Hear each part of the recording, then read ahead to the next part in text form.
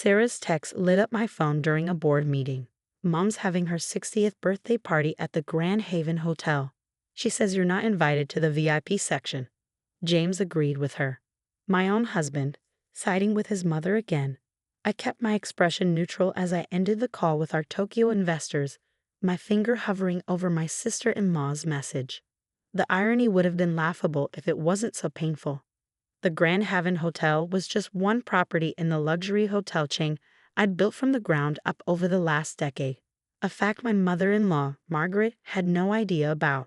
To her, I was just her son's trophy wife, a pretty face who'd trapped her precious boy into marriage.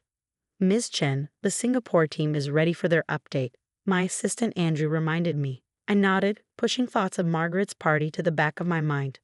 I had an empire to run, even if my in-laws thought I spent my days getting manicures and shopping. The thing about assumptions is that they're easy to make and hard to correct. When I met James 5 years ago, I was already a successful businesswoman, but I kept my professional life private. My company operated under my Chinese family name, Chen, while I used James's surname Williams in my personal life. It wasn't intentional deception, just a separation of worlds that had proven useful over the years. Margaret had made her opinion of me clear from day one. A girl from nowhere, she'd said to James, loud enough for me to hear. No family connections, no proper education. She'd never bothered to ask about my background, and I'd never bothered to correct her assumptions. James, eager to keep peace, had always brushed off his mother's behavior. It's just how she is, he'd say. She'll warm up to you eventually. 5 years later, I was still waiting for that warmth. I finished my calls and pulled up Sarah's text again. The party was this weekend, a lavish affair for 300 guests at my flagship hotel. Margaret had been working with my events team for months, though she'd never met the owner. Me, she just dealt with the managers, throwing around James's name to demand special treatment. Andrew, I called. Get me Thomas from the Grand Haven. Thomas, my hotel manager, answered on the first ring. Ms. Chen, I was just about to call you about Mrs. Williams's birthday party. She's been quite demanding. I could imagine. Tell me everything. The list was extensive. Margaret had insisted on the presidential suite at a discount because her son was friends with the owner. She demanded exclusive use of the VIP lounge where she planned to host an intimate gathering for select guests after the main party. A gathering I wasn't invited to, despite being her daughter-in-law. She mentioned you might come, Thomas said carefully. She was quite specific about where you should be seated. In the back, by the kitchen entrance. Of course she was. I pulled up the guest list on my laptop. All of Hartford's elite would be there. Judges, politicians, old money families. People Margaret had spent her life trying to impress. People who, ironically, I often sat with in boardrooms and charity committees, though she didn't know that. Thomas, maintain all her arrangements, I decided. But I want the security team briefed. And make sure Vincent is bartending the VIP lounge. Vincent was our best mixologist, and more importantly, he knew exactly who I was. The day of the party arrived bright and clear. James had left early to help his mother prepare, leaving me to get ready alone. Mom thinks it's better if we arrive separately, he'd said, not meeting my eyes. You understand, right? I understood perfectly. I chose my outfit carefully, a simple black Chanel dress, elegant but understated. No need to compete with Margaret's guaranteed extravagance. I arrived exactly on time, walking into the grand ballroom I'd helped design 3 years ago. Margaret had outdone herself. Ice sculptures, champagne fountains, a string quartet playing in the corner. She stood holding court near the entrance, resplendent in a red designer gown, James dutifully by her side. Oh, you came, she said when she spotted me, her smile not reaching her eyes. The general seating is that way. James, darling, help me greet the mayor. I watched them walk away, noting how James's shoulders tensed. He knew what his mother was doing was wrong, but he'd never stand up to her. Not without a push. I made my way to my assigned table, next to the swinging kitchen doors. A few other outcasts were seated there. The second cousins Margaret tolerated, a neighbor she felt obligated to invite. They avoided my eyes, not wanting to be associated with the snubbed daughter-in-law. The evening progressed exactly as Margaret had planned. Dinner was served, speeches were made, and then came the announcement about the VIP gathering in the exclusive lounge. Only those with golden wristbands. Margaret trilled into the microphone. James, make sure all our special guests find their way upstairs. I watched as half the party made their way to the elevators, golden bands glinting on their wrists. James cast a guilty look my way before following them. Perfect timing. I pulled out my phone and texted Thomas, time for phase 2. The next hour was a masterclass in subtle revenge. First, the air conditioning in the VIP lounge mysteriously malfunctioned, blasting heat instead of cool air. Then the premium liquor bottles kept coming up empty when Margaret's favorites were ordered. Small inconveniences, nothing too obvious. I sat at my kitchen-adjacent table, sipping champagne and waiting. 3, 2, 1. Right on cue, Margaret came storming out of the elevator, her face flushed with anger and heat. "Where is the manager?" she demanded. "This is unacceptable. Do you know who I am?" Thomas appeared, perfectly professional. "Is there a problem, Mrs. Williams?" "Everything is a problem. The air conditioning, the drinks, the service. I want to speak to the owner right now." "Of course," Thomas said smoothly. "Ms. Chen is actually here tonight." Margaret's face turned triumphant. "Finally, where is she?" I stood up from my table by the kitchen, smoothing my dress. "Right here, Margaret." The silence that fell over the ballroom was absolute. Margaret stared at me, her mouth opening and closing like a fish out of water. James, who had followed his mother downstairs, went pale. That's not possible," Margaret sputtered. "You're just what?" I asked quietly. "A trophy wife. A girl from nowhere. The owner of this hotel and the entire Grand Haven chain. All of the above, actually." The whispers started. Of course, half the people here knew me as Ms. Chen, the businesswoman. They were just now connecting the dots. "Ms. Chen," Thomas said loudly enough for everyone to hear, "shall I have the air conditioning repaired in the VIP lounge?" "No need," I replied. "I think the party's moving back down here." I turned to the gathered crowd. "Drinks are on the house, everyone. Consider it a birthday gift to my mother-in-law." The next hour was chaos, but the kind I'd orchestrated. Margaret's carefully curated VIP group dissolved as guests migrated back to the main ballroom. Many coming to greet me, not as James's wife, but as Ms. Chen, the CEO they'd worked with for years. James approached me, his face a mix of shock and something else. Was it admiration? "Why didn't you ever tell me?" he asked. "You never asked," I replied simply. "You were too busy defending your mother's assumptions about me." He flinched. "Lily, Ms. Chen, the mayor's wife, descended on us. I had no idea you were James's wife.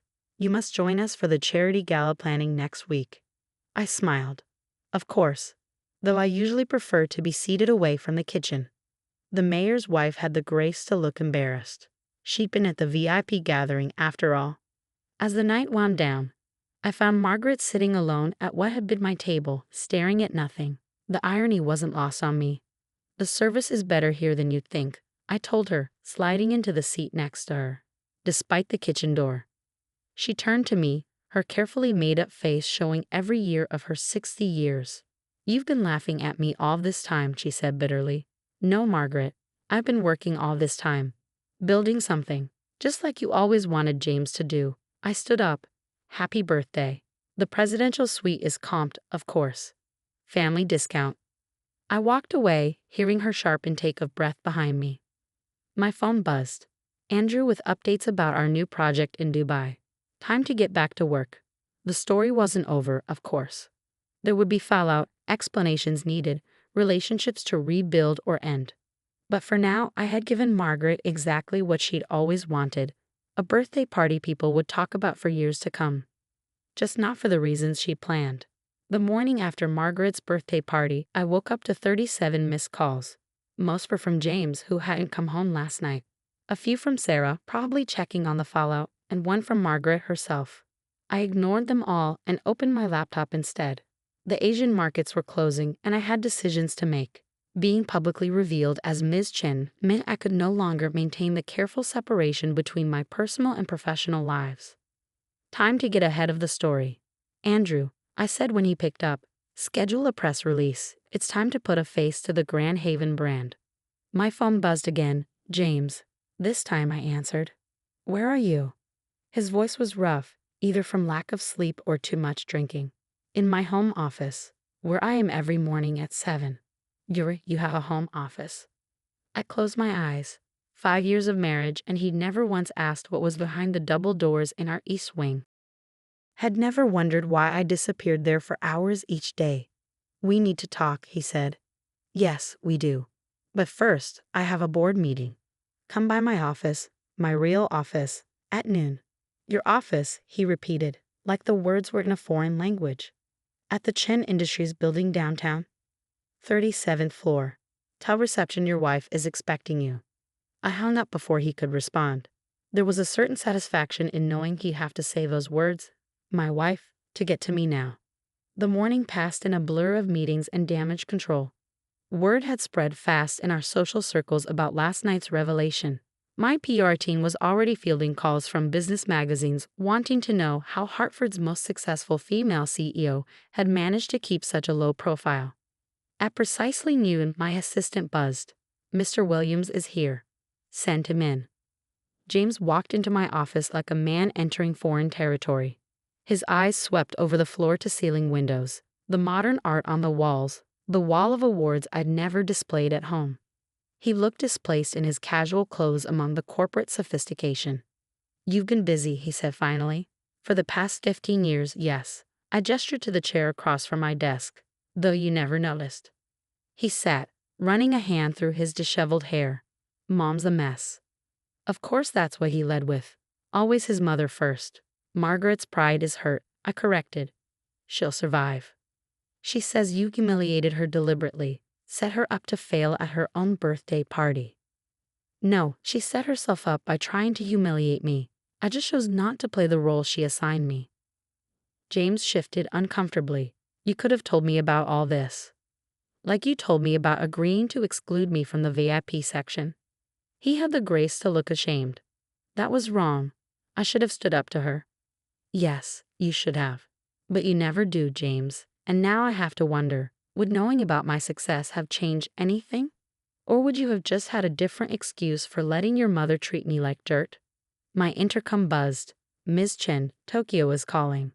Tell them 5 minutes. I looked at James. I have a company to run. We can continue this conversation at home. He stood looking lost. When will you be home? When I finish work. Like always.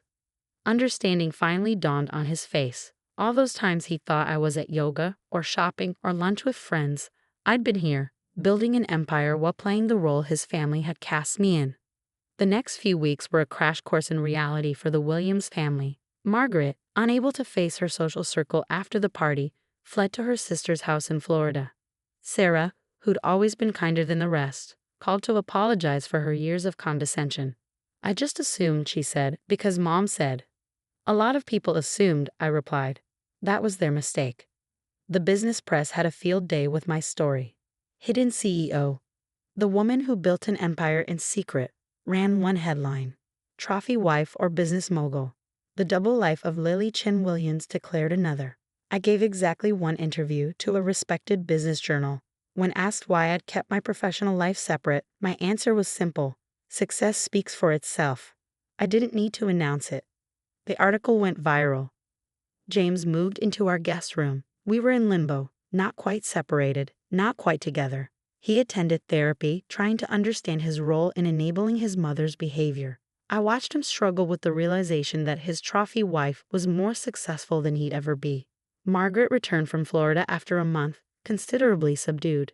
She requested a meeting through James. I'll see her at the hotel, I decided. In the VIP lounge. She arrived exactly on time, dressed with her usual elegance but missing her usual arrogance. Vincent served us drinks without being asked. Champagne for me, water for her. You've redecorated, she said, looking around the lounge. Yes, the whole hotel is being renovated. We're expanding. She flinched at the we. I suppose you want me to apologize. No, Margaret, I don't need your apology.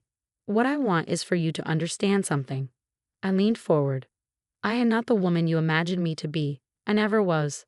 Your son married a CEO, not a trophy. And if you want any relationship with us going forward, you need to accept that reality. And if I can't, then you'll miss out on a lot more than VIP access to my hotels. She took a shaky breath. James is in therapy. Yes. Because of me? Because of himself. He's finally facing his own role in our dynamics. She stirred her water, the ice cubes clinking against the glass. And you? Will you forgive him? That depends on James, on whether he wants to be a partner or just a son who never grew up. The renovation works echoed through the building, a fitting soundtrack to our conversation about rebuilding. I looked you up, Margaret said finally. Your company, your achievements, the charity work. She paused. The scholarship program for underprivileged girls. Someone has to help the girls from nowhere achieve their dreams. She flushed, recognizing her own cool words thrown back at her. As she left, she turned back one last time. For what it's worth, I was wrong about you. I know, I replied. I always knew. That evening, I found James in my home office, really looking at it for the first time. He was studying the framed photo on my desk, us on our wedding day. I was so proud that day, he said without turning around. Proud that someone as beautiful as you had chosen me. I never thought to be proud of anything else about you. And now? He turned, his eyes red. Now I'm ashamed. Of myself, of how I let Mom treat you, of how little I knew my own wife. He swallowed hard. But mostly I'm in awe. Of everything you've built, of how strong you are. I don't deserve you. Probably not, I agreed. But deserving me isn't the point, James. Supporting me is. Being a true partner is. Can you do that? I want to try. He gestured to my desk. Show me. Tell me about your company, your work. Everything I should have asked about years ago. I sat down in my chair, watching him settle into the visitor's seat, just like in my downtown office. But this time, he was ready to listen. It started 15 years ago. I began with one small hotel and a dream. 3 months after Margaret's birthday party, we hosted another event at the Grand Haven. The official launch of our Asian expansion, combined with the announcement of a new scholarship foundation for women in business. James stood beside me as I gave my speech, his hand supportive on my back. Margaret sat in the audience, not in the VIP section, but not by the kitchen either. Progress comes in small steps. Sarah had joined my board of directors, bringing her legal expertise to the company. She'd broken free of Margaret's influence, finding her own voice in the process. As for me, I was finally fully myself. Chen Williams, CEO of Grand Haven Hotels, and a woman who had built her success one careful brick at a time. No more hiding, no more playing small to soothe others' insecurities. The trophy wife was gone. In her place stood what had been there all along, a woman who had built an empire while others underestimated her. A woman who had turned assumptions into advantages and silence into strength. After all, sometimes the best revenge isn't just success. It's success on your own terms.